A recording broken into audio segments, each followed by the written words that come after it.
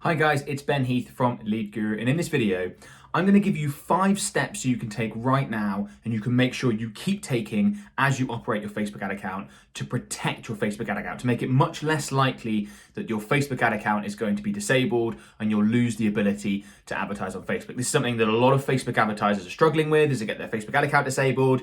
They can appeal, but it takes ages to get it back, or maybe they never get it back at all. And it's something that if Facebook and Instagram advertising is an important part of your marketing mix of how you're going to grow your business, something you absolutely want to avoid. So I'm going to show you how to do in this video. Before I get into that, I want to very quickly ask you to smash that like button, click that thumbs up button. That really helps me out and is much appreciated. And of course, subscribe to my channel if you haven't done so already. Okay, so I've got 5 steps. I'm in an example Facebook ad account here. I've got, I'm at the ad level because I think most ad account disabling issues result from what you do at the ad level. And if you want to avoid your ad account being disabled, you need to make sure that you don't have too many ad disapprovals. I'm going to talk about that a bit more in a minute. But I'm going to got these 5 steps here. I've got some notes that I want to talk through. Now, the first one is to reduce the number of ads that you get disapproved. So an ad account being disabled will usually, not always, but usually come off the back of a number of ads being disapproved, okay? Facebook haven't officially confirmed this, but it seems to me that there's a certain number of ads that you can get disapproved, or perhaps that's not a good way of looking at it. Perhaps a better way of looking at it is a certain percentage of overall ads that get disapproved that can lead to an ad account being disabled. So let's say, for example, you created 100 new ads. If you were to get 30 or more of those disapproved, I think there's a good chance that your ad account's going to be disabled. Obviously, if you get 50 or 60 of those 100 disapproved, there's a very good chance your Facebook ad account is going to be disabled. So you want to reduce the number of ads that you get disapproved when you're in a Facebook ad account, like I am here and at the ad level, creating your ads.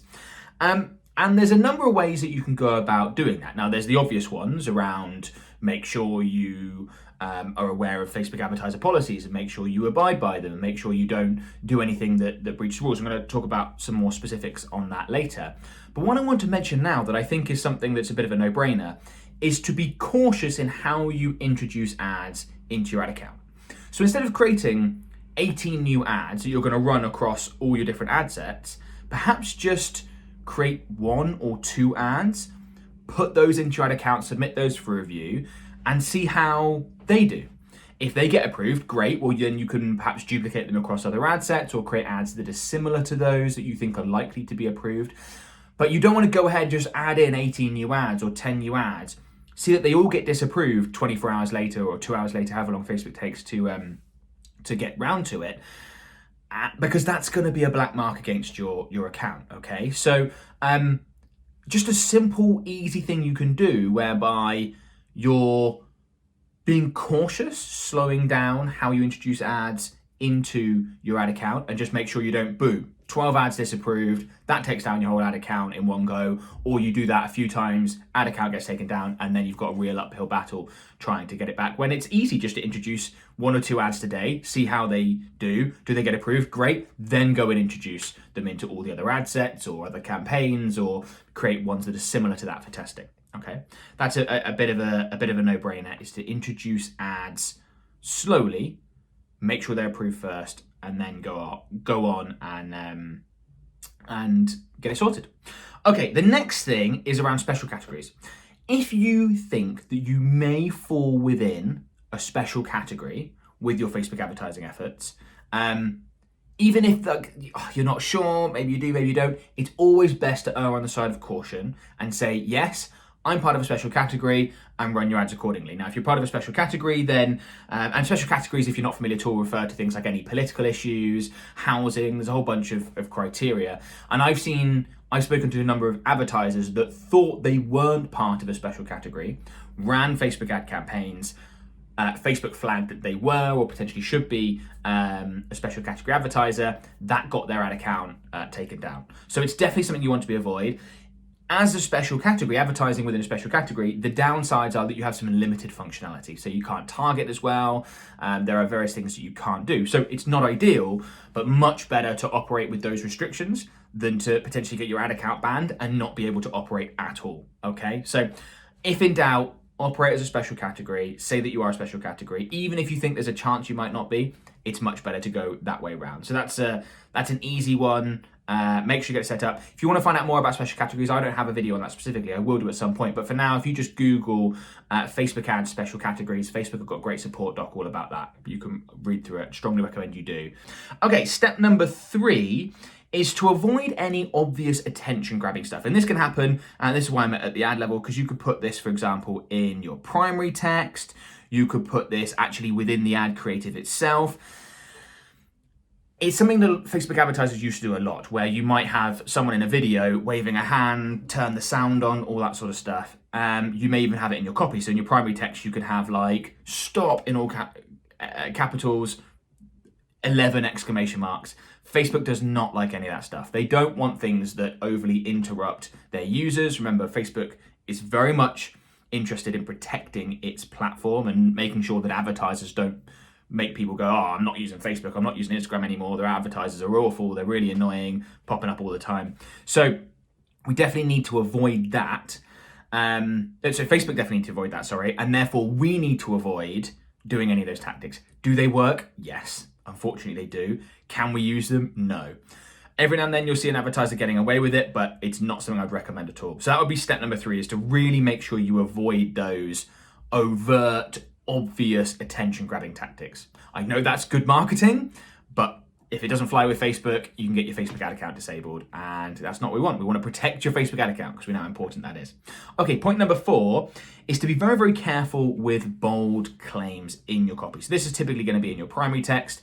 It could be an image on an ad. It could even be in your headline, of course. But when you are putting in the messaging around your product or service, often you're going to very naturally want to include things like, our product has been shown to produce or our customers report X happiness, something like that. What you need to work out is how credible that claim sounds, whether or not it's true. Now, hopefully you would only be putting true claims into your ad copy or your creative or whatever. So, if you're making things up or lying, stop doing that, like for many reasons, not least of which because you can get your Facebook ad account disabled. But even beyond that, even true, real claims, be very careful making very bold claims. If it's a sort of thing where someone watch it and go, read it and go, what, really? I can't quite believe that. Maybe leave it out of your Facebook ad copy. Again, I know that's not good marketing. Much better to have those bold claims if you can back them up in your Facebook and Instagram ads or in any form of advertising, but Facebook doesn't like it, particularly if it's on any topics that they might be a bit more sensitive around. So if it's anything to do with health, anything to do with someone's finances, very, very careful. And of course, anything political or issue related. Bold claims, something you want to avoid. If you did want to test a bold claim, you go, well, 94% of people did use our product and saw their skin improve, for example. Here's what I recommend you do, because I don't just want to say like never use that, because it's obviously a really important component of your marketing. Here's what I do. Introduce that ad, one ad with that copy, along with a load of other ads that you think are highly likely to be approved. Okay, so let's say you've got an ad copy variation that you've been running for a few months, you know it works. Why not introduce 6 or 7 new ads with that copy, perhaps with different creative, different images or slideshows or whatever. You're basically pretty confident those are going to be approved. And then one ad with a new bold claim to see if that gets approved or not.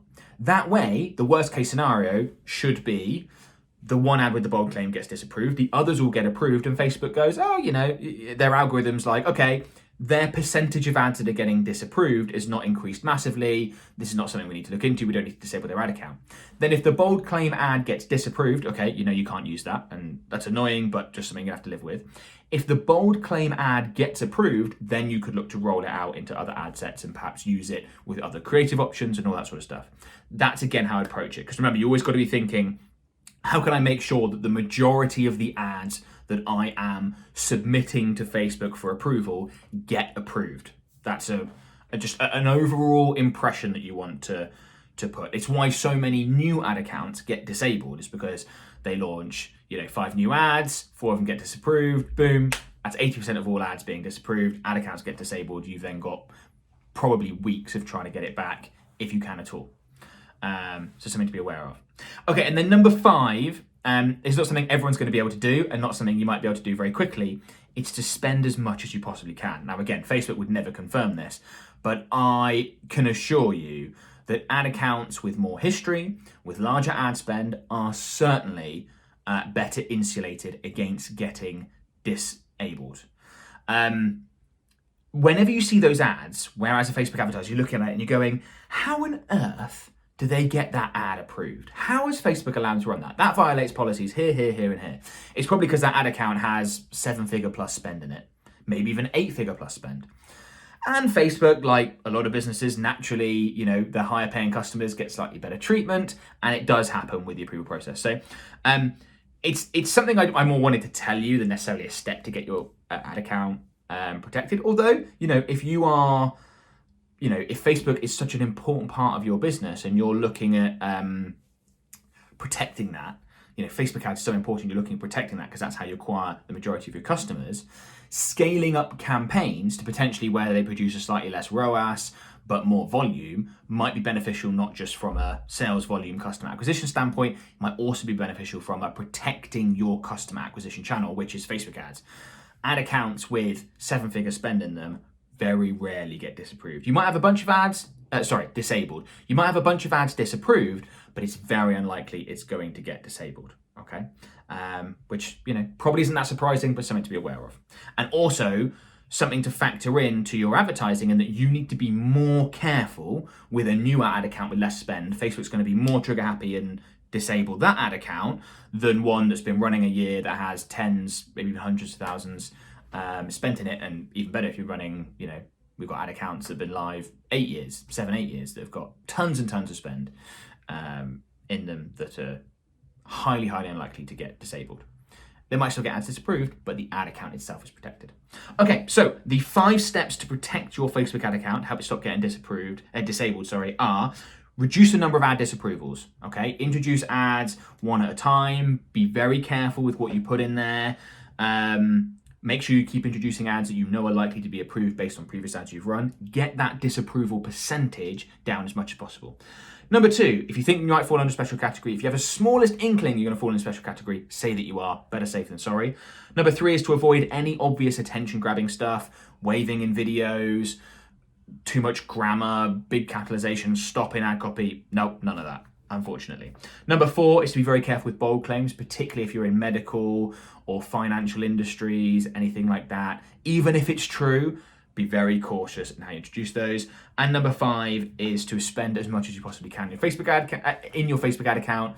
The more spend you have in an ad account, the better protected it is against getting disabled in the first place.